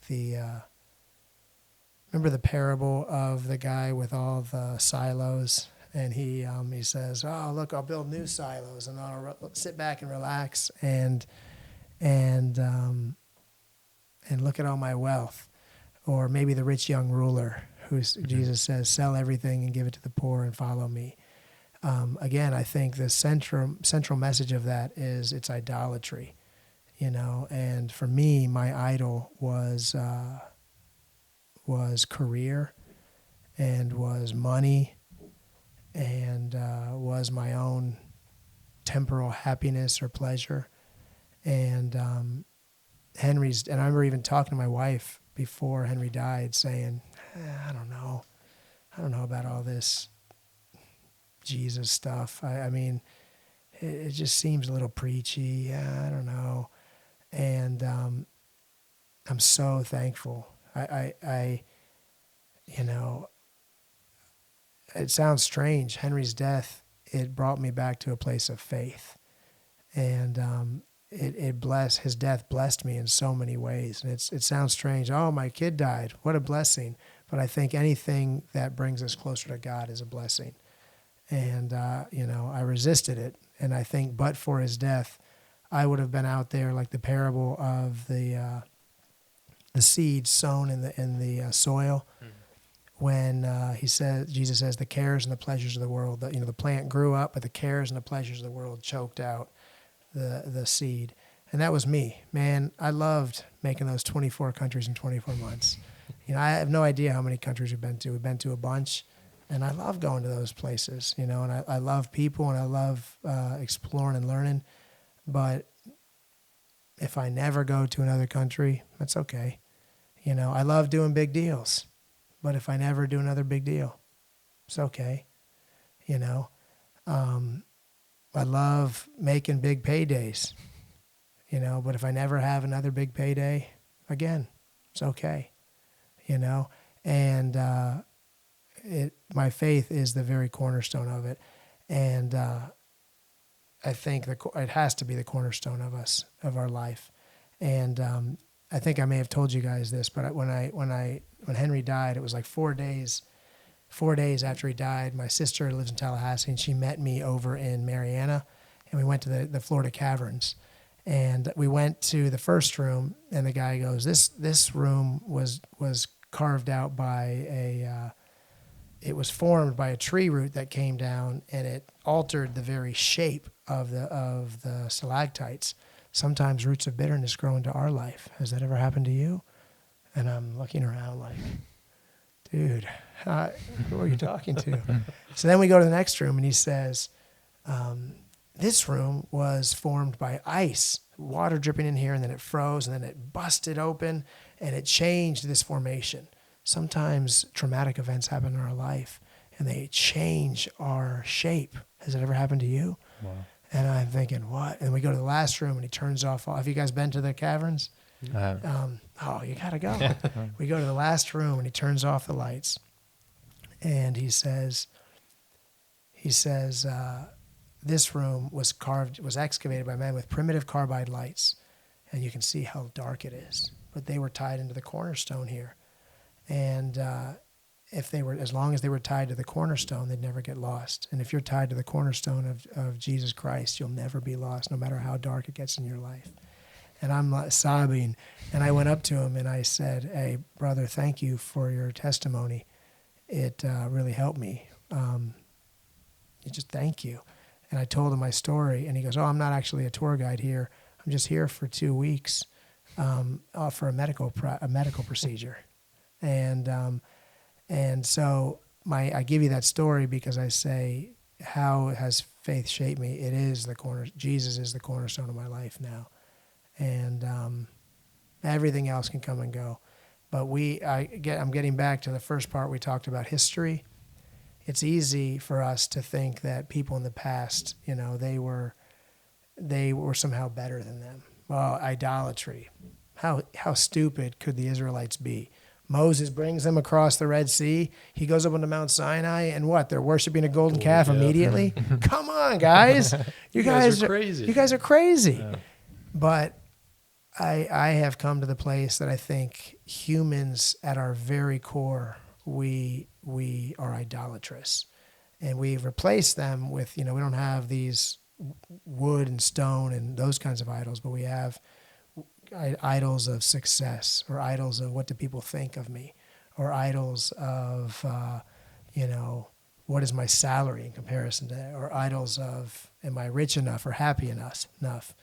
And that, to me, that is, Henry's death has just shaped me, and that the loss and the struggle it has helped me grow.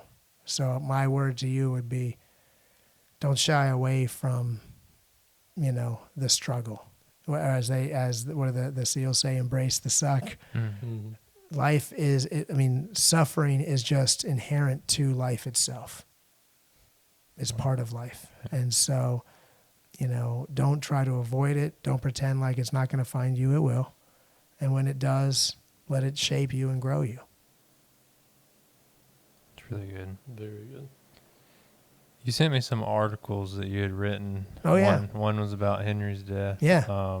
You sent me multiple other ones. Have you always had a love for writing? So I think the first article I ever published was, it was about the garnet and gold guy. You're at FSU. That was another thing I was going to get into eventually. It was about the garnet and gold guy experience at FSU. You can explain either first. You can go into writing or talk about the garnet and gold guy.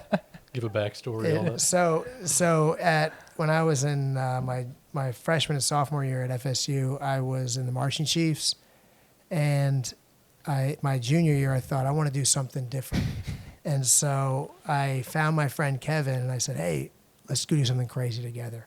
It's kind of something like you guys doing this podcast. And I said, well, what should we do? We could, wear a headdress, or we could do, but it had all been done. And so we said, well, what if we just painted our faces? We said, lots of people do that. Well, what if we were just monotone, and I was one color and you were not one color? And so we did that, and we developed the characters and the painting process through trial and error, and the felt skirt and the look, and we were going to do it for one game. We weren't even going to move. We went to the seats with the Baptist Student Union, and we stood there, and then I said, well, we spent all this time getting dressed. Maybe we should go run around. So we started running around, and then everybody seemed to like it. So I said, well, maybe we should do it again. Let's try it a second time. And then we tried it a second time, and then by the third time it was off, and we were going. And so, I really enjoyed that. But I wrote an article about how I learned a lot from being the Garnet Gold guys. And again, it comes back to the suffering or the stoic concept. I learned, you remember Rudyard Kipling, to treat your triumphs and disasters and treat them both the same. Man, when you're the crazed fan painted up at a game, people either really love you or they really hate you. and I remember once at the Gator game, we ran up through the main Gator section, and in unison, like 20,000 people gave a crude gesture and a crude, war chant / crude comments. I don't want to repeat them. And I thought, man, we have arrived. Look at this. These guys hate us. And once at the Clemson game, people encircled us, and there's some scandal involving Dillard's and Peter Work at the time. And they were encircling us, and they were waving these bags. And my solution was to run fast. And we never said anything other than FSU #1, Future Seminoles, Go Noles, and that was it. And so I wrote that article saying how I learned a lot, about it, and then I really enjoyed it. And I think writing for me is a good thing. And so at some point I want to put what I've learned from Henry's death into a book, and expand on it. But I started writing more stuff, work-life balance. I was proud. I wrote an article one time and sent it to the Huffington Post, and they, not only did they publish it, but they put it on their main site, right on the front page, like the first article you see. And it was called Make America Talk Again. And it was about building relationships with people, across the aisle. And in that article, I was talking about my atheist philosophy professor, Dr. Beard. And I loved him, and he was such a great guy. And we would go, we'd go to lunch all the time, and he would say, he would tease me and say, "Oh, Josh, you're full of crap. You're talking to ghosts and believing in fairies. You're a crazy guy." And I would say, "Yeah, whatever." But his first of all, his jabbing with me, it made my faith grow. But I really cared about him. He came to my wedding. He came to our baby showers. He was just an amazing guy. And to me, that is a mark of success, is building relationships with people who are different from you. Because the more I travel, the more I'm convinced just how similar we are. Mm-hmm. We are, as humans, we all bear the image of God, the Imago Dei, and we're made in God's image. And we don't treat someone else. My kids over the years have given me a lot of really ugly drawings, and I can admit it. And I don't keep those drawings on my desk because of how inherently amazing this drawing is. I keep it on my desk because I value the creator who made that drawing. We don't show love and compassion to our fellow man because of who he is or she is. We show it because of who his creator is. And that's what I was talking about. And so, yeah, I love writing, and I need to do more of it. I'm working part-time as a prosecutor. I'm running Saqr Consulting. I'm running a small-town law firm. And so I got so many balls. My wife's homeschooling 3 kids. I got so many balls in the air. Yeah. It's hard to do a lot of writing now, but that's an excuse. I shouldn't be making excuses. I need to don't tell me what you're going to do. Suffer. Yeah, exactly. You got to suffer. You got to suffer. Hey, I'm glad you're listening. I mean, yeah, I'd love to read more. I was Yeah. texting Caden as soon as you sent me those. I read them that morning. I was like, wow. I was like, these are incredibly good. No, I was thanks. Like, I texted him. I was like, you need to go read these right now. I was Thanks. like, they're so good. I wanted to keep, for our blog that we made when Henry died, I wanted to keep a record of kind of what God was doing, and just what I was learning on the process. And I think there is real value. You should be journaling every day. Every day you should be writing. What am I learning? What am I saying? It's the only way to keep tabs on and to keep yourself honest. Am I growing? Am I moving forward? Because I was telling my son this yesterday. I said, you're not competing against anyone else. You're competing against you. Are you better today than who you were yesterday? Have you grown some? If the answer is yes, then you won. If the answer is no, then you have somebody to answer to. And again, that's you. But I love the writing, and I need to get back to it. Yeah. And, I think we as humans think in stories. Jesus taught in parables. Mm-hmm. We think in stories. Yeah. And, sure. I think we and learn best through stories. we do. We learn best in stories and simple stories. And I love Dr. Beard. He used to tell me, he'd say, if someone can't tell you something, and describe it like he would to a 5-year-old, then he doesn't know what the hell he's saying. And I have thought of that many times over the years. Mm-hmm. He was absolutely correct. Yeah. And we need to be able to tell things simply and concisely. I know that's one of my favorite things about my job is telling stories through other people, whether it be a business or a wedding couple. I feel like that's where my company stands apart from the others is I go so far into the story side of Mm-hmm. things, whether it be the business or the couple. I just love telling stories of people. That's cool. Yeah. It's and every couple has a story, Mhm. and And every business does. too. and every business has a story. I mean, it's funny you say that. That's why I've always loved history. History is nothing but the story Mhm. of humanity, Mhm. and people's stories over for centuries and centuries and what they did. And I would love that in France. Going to they're called Bastides, and they're these small hill towns. And they were built during the Cathar. It was called the Cathar Crusades.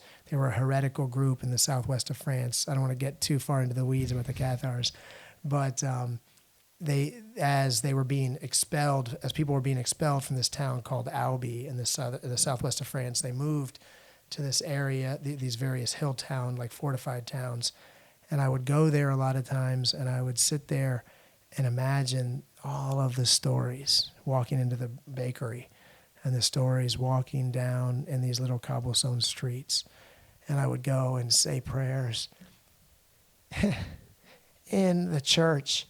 And beside every church in France, there's a monument to the people who were killed in the First World War. The First World War left a huge scar on France. And I would say a prayer for Henry, and thank God about Henry, and I would light a little candle for him, and I would think of the mothers and fathers the mothers and wives and sisters who lost fathers and brothers and sons, and they were sitting in those same pews with their story. And to your point, just life is story. Mm. You know, it's a story of, you know, Christ coming to die for our sins is story.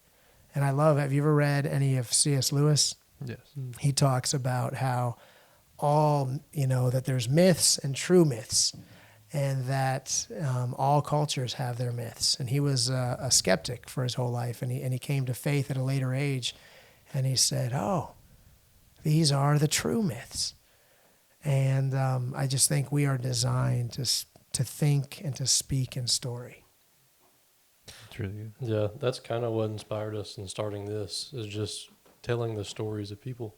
Yeah, Mm-hmm. It is very interesting, like this one today or the ones we've done in the past. I've all learned so much from everyone's story. I've loved. I watched some of your episodes. They were fantastic, and I gotta compliment you. There's, again, it takes humility to ask the questions instead of be talking. Yeah. I mean, I feel uncomfortable rattling on and on and on like this, and I understand that's what you're supposed to do in this Yeah. setting, but you don't learn anything by talking. You learn by listening. Mm-hmm. You learn by asking questions. Mm-hmm.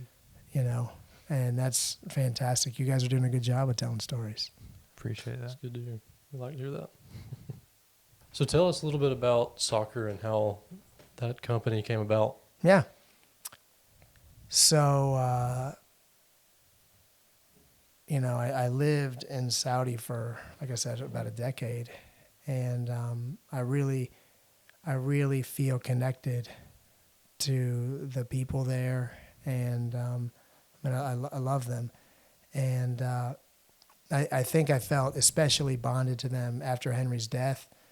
You know, the people there supported us and they carried us, and when our daughter was born after Henry died, a guy I used to play bridge with, I called him my Arabic grandfather. He took me to get Mary's birth certificate, and so I give you that background because I really cared and knew about Saudi. Then we moved on to France, and I was learning a new place. But around at some point when I was at Airbus, Aramco had put out a bid for some helicopters, and I knew the process really well, having purchased the previous fleet for them. So I helped draft the bid proposal for them, and I helped them prepare and advise them and gave them knowledge as to how they could win this bid. And Airbus ended up winning the bid, and it was the first time in like 80 years of aviation history there that Aramco had ever flown an Airbus aircraft. And so I was real pleased. I thought, wow, I'm thankful that I was able to provide value. And so I kind of thought, maybe I should go out and go on my own. I've always wanted to go out on my own. And so, but I set up the company, but I wasn't sure what I would do. And then a friend of mine ended up, he brought me on, and I helped negotiate a joint venture between a Norwegian tech company and and Aramco. And it was a really cool project, really high tech, with a lot of computing type of things. And I learned a lot doing it. And it was one of those things, kind of the, in a novel, they call it the inciting incident, where the character has to, the train is moving, and he's either going to jump on the train or, and either choice that he makes is going to drastically change his life, but whichever choice he makes, he won't be able to turn back. And that was kind of the incident, the opportunity to do this joint venture presented itself. And Airbus usually needs, a real long notice period. And they were kind enough to let me leave in like a week or two. I don't remember exactly what it was, but I left very, very quickly in order to go and do this. And then, we've done a lot of different kind of things. We we tend to focus on technology like aviation, biological, type of health or medical things, AI, maybe defense things, anything that is going to help connect. But again, I really love America and I love Saudi, and I want to see more Saudi American partnerships made. And so that's why I started it, and I want to help. I want to see American companies working in Saudi, and I'd love to see Saudi companies, developing things in the U.S. I think, again, we're better off when we collaborate.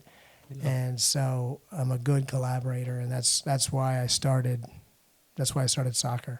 And then I came, being in Bonifay, I noticed there's a need for legal work, and I've never seen a town with no lawyers, and I'm not a huge fan of lawyers really, and so to see, it's been cool to have the opportunity to serve the local community here, doing local legal work, and so I've done that, and then I'm also working part-time as a prosecutor, and I've never done criminal work, and I got the opportunity to do criminal work here, and Mr. Bassford, the state attorney, was gracious enough to let me do it part-time. But I take real, I'm thankful to get to do it, and I see it as protecting the community. We need a society of rules and laws, and there are people who are going to break them. And we need somebody who's going to be a backstop and make sure that those rules and laws are enforced. Mm-hmm. And I've been thankful to get to do it. That's awesome. And so I just had a jury trial last week and got a felony guilty verdict, and it was exciting. And there's not many places where you could be doing international consulting and private legal work and criminal prosecuting work, and it's so cool. And I like that. And again, my son's death has given me the perspective. My grandma, she just died last year, but she was born in 1924 and died in 2024. Wow. So she touched 100 years. Mm-hmm. She died just shortly shy of 100, but she always said, life is like Monopoly. Look, at the end of the game, all the money goes back in the box. And I love, to me, again, I want to come back to your success question. Success is getting to grow and try your hand at new things. Remember when you were a kid, and everybody, if you ask a bunch of little kids, everybody can sing. Well, who can dance? Oh, I can dance. Well, who's really fast? Oh, I'm really fast. And then when you're in high school, you get to try a lot of things. You can be on sports and track and football and basketball and plays and band. But as an adult, it's easy to get pigeonholed into things. And I love getting to do all these diverse things. It's been really fun. Yeah. That's really cool. What some people would deem as crazy to do is a blessing. Yeah. Yeah. Again, I got no real skin in the game as far as losing Henry. It shattered my illusion of permanence in things. People talk about their forever home. There's no forever home other than heaven. Yeah. Any home you have, you're renting. Even if you rent it for 50 years, it's ultimately going to be lived in by somebody else. Mm. Any possessions you have are either going into a landfill or going to your children or grandchildren. Yeah. It's all temporary. Yeah, it's all temporary. Any career you have, tomorrow you may not have. And at your job, if you, I think of it like this, you have a Coke, you're drinking a soft drink and you have a straw in it. When you take the straw out, can you tell that the straw was ever in the drink? No. It's the same thing. That's how it is at your job. If you leave, they will fill your spot with somebody else almost immediately. And in a year or two, they don't even remember that you were there. Mm. You're replaceable at your job, Yeah. but you are not replaceable with your family. You're not replaceable with your children. And your children get one childhood, so spend it with them, you know. And it's crazy how I think we often we work ourselves to death to have material possessions that we don't need, to impress people who don't really care and aren't paying attention. And then we're all stressed out and we have to recreate and go on a trip somewhere and be rush. And I think there is wealth to be had every day.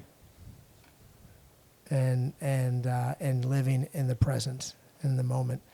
And I just feel so thankful to get to have all these differing roles that I get to play now professionally. But I hate even really talking about professional things because I'm such of the mind now that it's not really ultimately that important.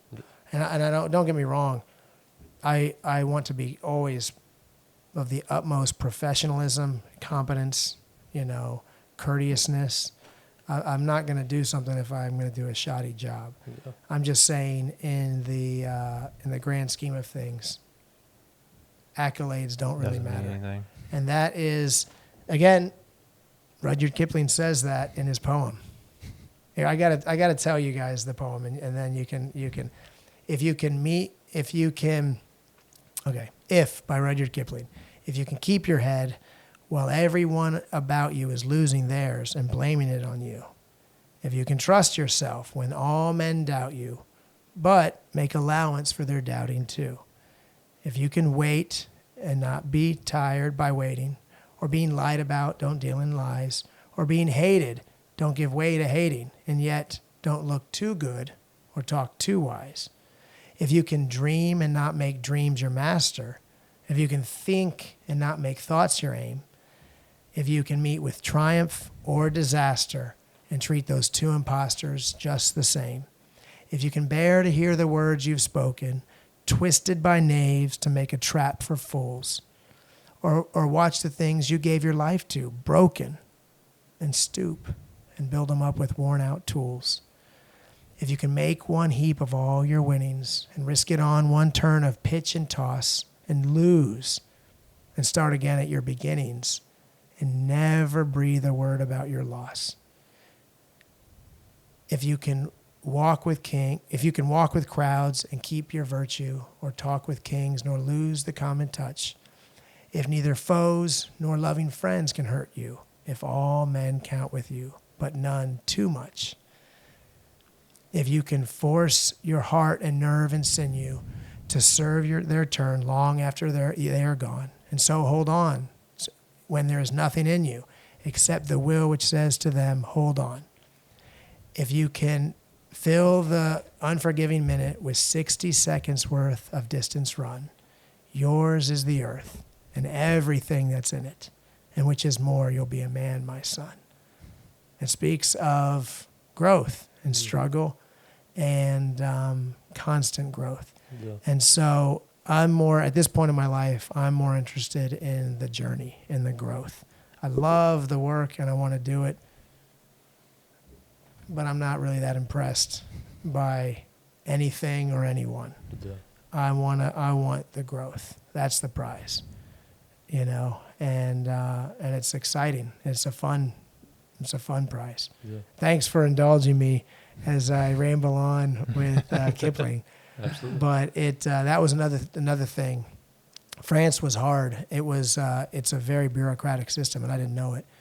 And so that was part of my morning routine in France, was to learn that and to remind myself that we're not defined by our successes or our failures. Yeah.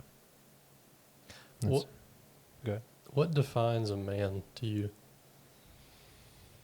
I think a man is someone who takes ownership for himself, of himself. He serves and protects his community. He loves his wife and serves his wife, loves and serves his children. he honors God in his actions, and his thoughts, and his words. He is someone who, will be tough when it's needed, and will be quiet when it's needed, and who is bathed in humility. That to me, man, I could chew on that for a long time. Yeah. But those are all things, and I think at different times you asked me, I would have answered those differently. Mm. But right now, that's how I would define it. It's really good. What kind of legacy do you want to leave for your children? I want my children to be people of faith. I want them to be people of persistence. I want them to be people who are diligent. I want them to have the courage to do the difficult thing. I want them to take the scary road rather than the easy road. I don't mean unnecessary risk, but to take the thing that scares them and say, hey, I can do this. I hope that there'll be people of integrity who will own their mistakes and support their community, and will build bridges to those around them. But also speak the truth boldly when it needs to be spoken, and unwaveringly stand by their principles. And I hope there'll be people of family. Getting to have a family has been the best thing I've ever done. Mm-hmm. I got married at 22, and I know we got another young married guy. Are you married? No, not yet. Okay, and I just turned 22. You just turned 22. Oh man, you beat me. Congratulations. So you got married at 20 or 21? 21. Wow, congrats. Thank It getting to have a wife is divinely inspired. I love I'm so thankful that I had the sense to get married, to find a quality woman, get married at a young age, and do the hard work of staying married. And I'm so thankful for that. And I'm thankful that I got to have children. Man, there was a time we were married for 7 years before we had children, and I guess almost 8 maybe. And I remember there was a time thinking, we won't have any kids. I'll just be the cool aunt and uncle.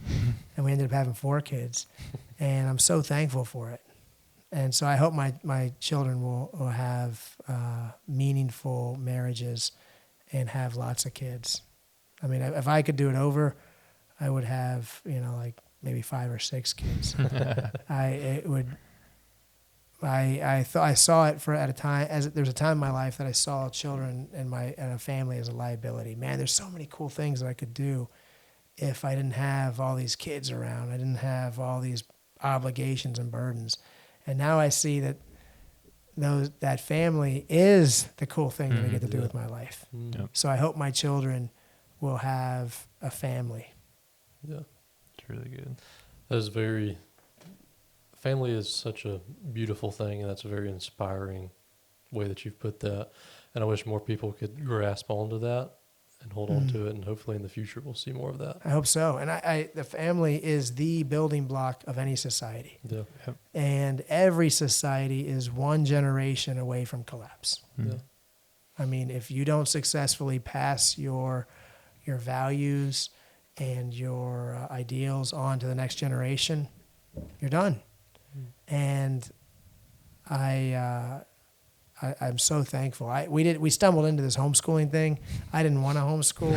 I was actually on a business trip in Saudi, and my wife texted me and said, well, we're homeschooling next year. I thought, oh man. And I'll be honest, it's been hard. I mean, from the time I wake up to the time I go to bed and drag myself into bed, there are kids everywhere. Our house is constantly in chaos. Their stuff is constantly in a state of either broken, just got broken, or fixing to get broken or repaired. That's where we are. Yeah. And I love it. Again, it's suffering. It's it has molded me and made me be less self-centered, less selfish, and it's forced me to be someone who is other focused. And again, the Saudis taught me the value of family. They love family, and it was funny. I saw it when we first got there. Our daughter was like 3 months old, and young men like in their 20s would walk up and they'd say, "Ma'am, I think the refrigerated section in the grocery store is maybe a little too cold for her. Don't you think she might get sick? Here, do you want to have a blanket for her?" And they'd be giving her blankets or giving her socks. And I loved their family-centered view of things. I've said it a lot. Bonifay reminds me a lot of Saudi. Not just my lifestyle, but the culture. They're very similar. And I think if people here got together with people in the Middle East, they would like each other. It's That's awesome. people don't believe me, but it's the truth. It's very family-centered. That's awesome. Well, to wrap things up, we're gonna ask you a few rapid fire questions, different things. Besides the countries you've lived in, what's been your favorite country to visit? Favorite country to visit, favorite place, I would say, is Gimmelwald, Switzerland. I love that. It's just beautiful.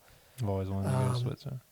I would say favorite city, Tokyo. Shinjuku Goyen. It's the big public park during the Cherry Blossom Festival. So that's probably my favorite city. Or Bangkok. I really like Thailand. Okay. And so I'd say those are top three. But, you said excluding France, because there's a lot of places I like in France too. What's one book you'd recommend every person to read? I would say you should read through the Bible, start to finish, and you should just always be reading through the Bible. I started that practice a couple years ago, and I read through the Bible completely in like 3 months, and then I did it again in another 6 months. So within a year, I'd done it twice, and I can tell you when I'm reading through the Bible constantly, my life is better than when I'm not. Sure. As far as books, there's a book I like called by Nassim Nicholas Taleb called Anti-Fragile, Things That Gain from Chaos and Disorder, and he talks about how we grow from struggle. And it's weird. I read that 5 or 10 years before Henry died, but maybe 5 years, but it's a great book. Also, Extreme Ownership by Jocko Willink. Have you guys read that? I feel like I've heard of it. It's a fantastic book. And but those are in the nonfiction category. I would have, other books on the fiction or the historical side. Do you have a daily routine? Yeah, so typically my routine is I get up, don't look at the phone at least for an hour, and I think you need to not look at the phone. I go sit outside in the hot tub, put on the Bible app, and read, do my Bible reading. I listen to it. And then I will close my eyes and look up at the rising sun, and then I'll put on some music, and I meditate, and I breathe in for 5 seconds, hold for 5 seconds, breathe out for 5 seconds, hold for 5 seconds, and just keep doing that. And you focus on your breathing, and any idea that comes to my mind that is anything, good, happy, sad, any positive, negative, I pretend in my mind that it's a red balloon, and I release it, and it floats away. And after 10 minutes of doing that, oh man, it's like a mental massage. I'm focused and ready for the day. And then I drink about a liter of water, and then I make myself a cappuccino, and then I typically will do 50 to 100 push-ups, and then I'm ready. But now that I've started working at the prosecutor's office, I got to do what's called first appearance, And first appearance, I often don't get up in time to do my full routine. It's crazy. I feel lost when I don't get to do my full routine. Habits, we make our habits, and then our habits make us. Mm-hmm. And habits are so important. For sure. What time do you typically start your day for that? So typically, I would start that between 6 and 7. Okay. But lately, I'm doing so many kid driving activities, taking my kids to so many different activities. It's like I don't go to bed till midnight, and then it's always a battle for me because I think you're better when you start the day early. Yeah. What's one thing on your bucket list you haven't done yet?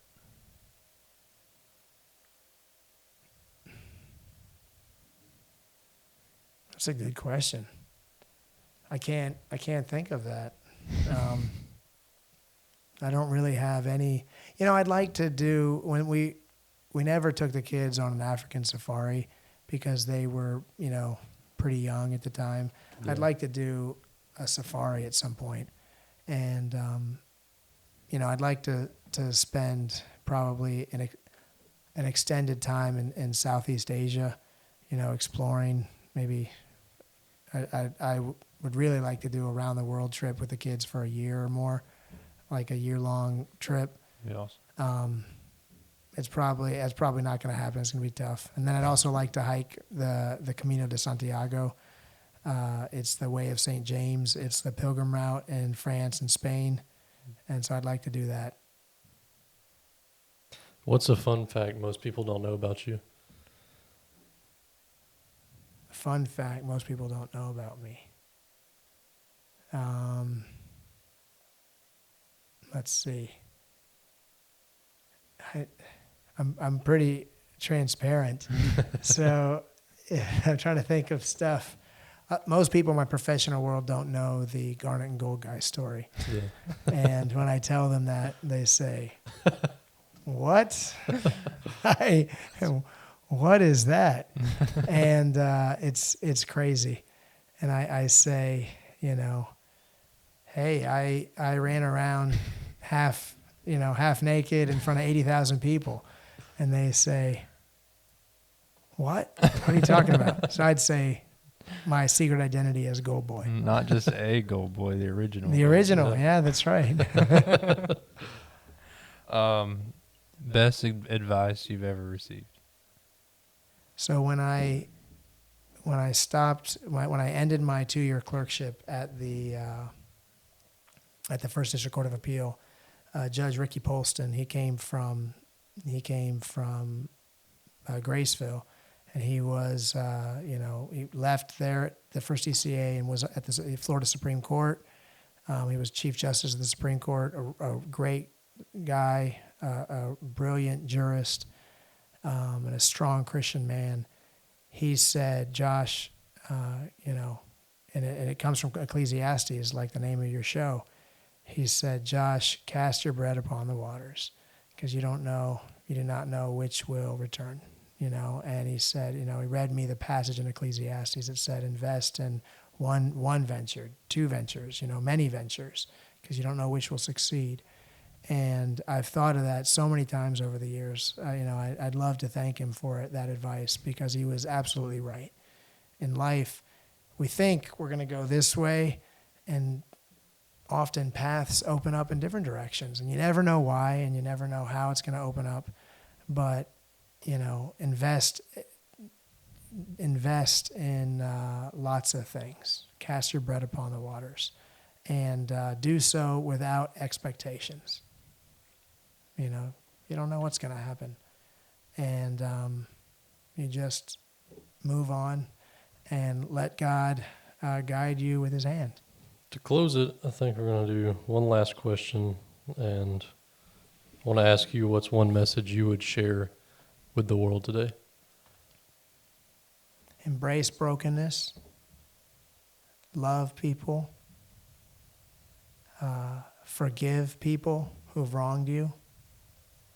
And look at the world through a sense of wonder, because the world is a beautiful place, and it's full of miracles every day. and we just have to have our eyes open. So be looking for the miracles all around you. That's very good. This was an amazing episode, and Very good. I've been inspired, convicted, and Hey, just I've enjoyed meeting you guys. Yeah, Thanks for sure. having absolutely. I can't wait to go listen to it again. Yeah. me. Nice. It's good stuff. This will Thanks. probably be one I listen to multiple times. Well, thank you. It's an uncomfortable place for me to be talking like this, but I'm happy to do it, and I appreciate the chance to have a conversation. Thanks for having me.